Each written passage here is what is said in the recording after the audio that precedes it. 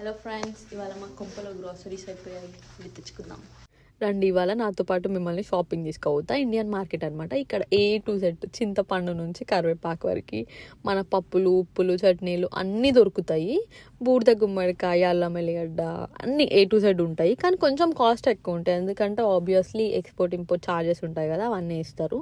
And more over ఇక్కడ అన్నీ దొరుకుతాయి. బట్ డైలీ ఎసెన్షియల్ అనేవి ఇక్కడ కొనం, లైక్ మిల్క్, కర్డ్, ఎగ్స్ అట్లాంటివి బయట తీసుకుంటాము. అది మళ్ళీ సపరేట్ తీసుకోవాలి. చింతపండు చూడు, ఇక్కడ 300 గ్రాములు $5 ఏమో పడ్డది. మా షాపింగ్ అంతా అయిపోయినది. ఇక ఫైనల్లో బిల్లు విషయానికి వచ్చేస్తే $230 ఏమో అయినది. 230 అంటే ఇండియన్ కరెన్సీలో ఆల్మోస్ట్ ఒక 19,000 చేంజ్ అనమాట. అండ్ ఇట్లా కాకుండా ఫ్రోజన్ కొనుక్కొని అట్లా జస్ట్ చికెన్ మటన్ తినుకుంటే లో బడ్జెట్లో కూడా ఉండవచ్చు. బట్ ద థింగ్ ఈజ్ హెల్త్గా తినడం చాలా ఇంపార్టెంట్.